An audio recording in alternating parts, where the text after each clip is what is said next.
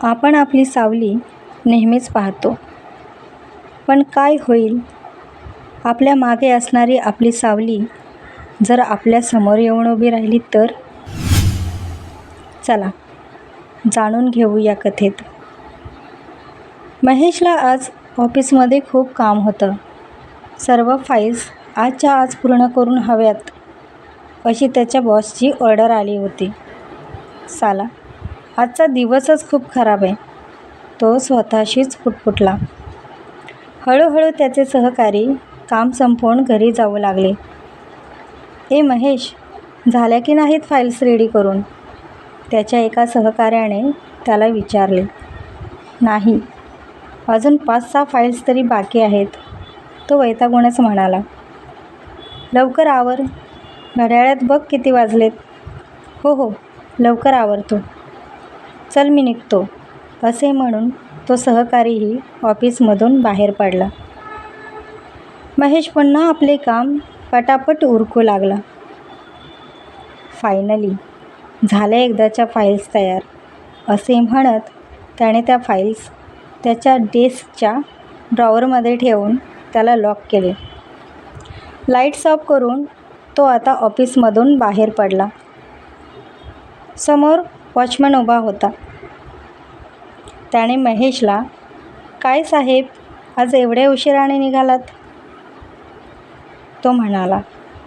हो, खूप काम होते आज, तो स्कूटर स्टार्ट करतच म्हणाला आणि आपल्या घरच्या रस्त्याकडे स्पीडने जाऊ लागला. रात्रीचे 1:30 वाजले होते.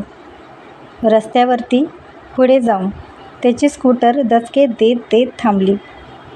अरे यार, हिला काय झाले आता, म्हणून तो वैतागून स्कूटरवरून खाली उतरला आणि पाहू लागला.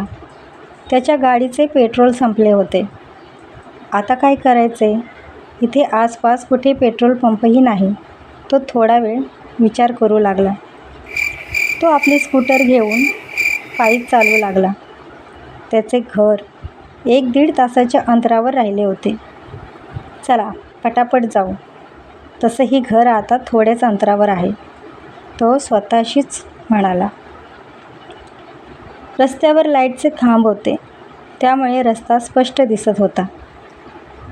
तो चालतच होता की रस्त्याच्या बाजूच्या झाडीत काहीतरी हालचाल झाली आणि क्षणात वातावरण बदलले. जोरजोराने वारा सुटू लागला. आकाशात ढगांचे वर्तुळ तयार झाले आणि जोरात वीज चमकली. महेश जागीच थांबला. हे काय होतंय? पाऊस येतोय की काय?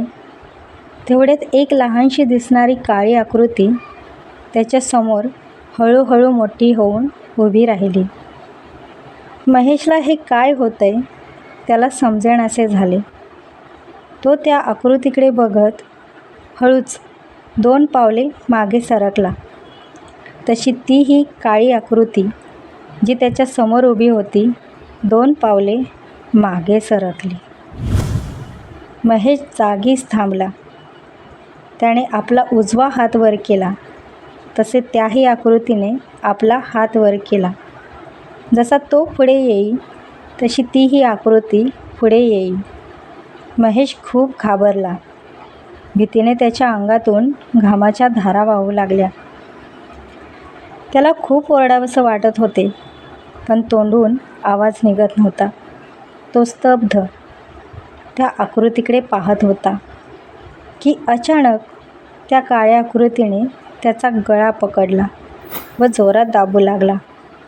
महेश त्याच्या तावडीतून सुटण्यासाठी खूप धडपड करत होता. त्या सावलीने त्याला तसेच गळा पकडत त्याला लांब फेकून दिले. महेश खोकत खोकत उठला आणि पळण्यासाठी तो मागे फिरला. तसे त्याचे पाय त्या जागेवरून हलतच नव्हते. तो आपले पाय उचलण्यासाठी खूप जोर लावत होता, पण त्याला जागचे हलताच येईना. त्याने मागे पाहिले. हळूहळू ती काळी आकृती त्याच्याकडे येत होती. तो खूप प्रयत्न करत होता पळण्याचा, पण त्याचा पाय 1 इंचही हालत नव्हता. ती आकृती पुन्हा त्याच्यासमोर येऊन उभी राहिली. त्याने आपले हात मागे घेतले. तसे महेशचेही हात आपोआपच मागे गेले. तिने आपला हात जोरात मुरगळला तसा महेशचाही हात मुरगळला. त्याला खूप वेदना झाल्या. त्या वेदनेने कणत त्याने त्या आकृतीला विचारले, कोण आहेस तू? का त्रास देतेस मला? मी तुझं काय बिघडवले? मला जाऊ देत, असे म्हणून तो तिच्याकडे विनवणी करत होता. तशी ती आकृती त्याच्या आणखी जवळ आली आणि त्याच्या कानात म्हणाली, ओळखलं नाहीस तू मला? मी तुझी सावली. हे शब्द ऐकताच महेश आणखीनच घाबरला.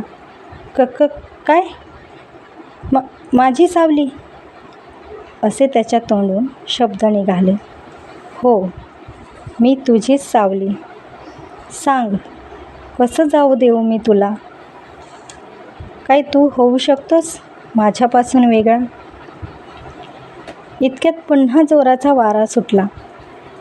आकाशात ढगांचे वर्तुळ निर्माण झाले आणि पुन्हा जोरात वीज चमकली. त्याने आकाशाकडे बघितले आणि समोर पाहतो तर काय, ती काळी आकृती गायब झाली होती आणि त्याच्या शरीरातील वेदनाही. आणि आश्चर्याची गोष्ट म्हणजे तो आपल्या स्कूटरवरच बसलेला होता. त्याने आपली स्कूटर स्टार्ट केली तशी ती चालू झाली. स्कूटरची टाकी पेट्रोलने फुल भरलेली होती. त्याला अजूनच आश्चर्याचा धक्का बसला. त्याने क्षणाचाही विचार न करता तो तेथून वेगाने त्याच्या घराकडे जाऊ लागला. त्याच्या मनात अनेक प्रश्नचिन्ह उभे राहिले होते. हे काय घडले होते माझ्यासोबत? आणि जे घडले ते सत्य होते की माझा भास? मित्रांनो, तुम्हाला ही कथा कशी वाटली हे आम्हाला कमेंट करून नक्की सांगा. आणि हो, आमच्या चॅनलला लाईक आणि सबस्क्राईब करायला विसरू नका. धन्यवाद.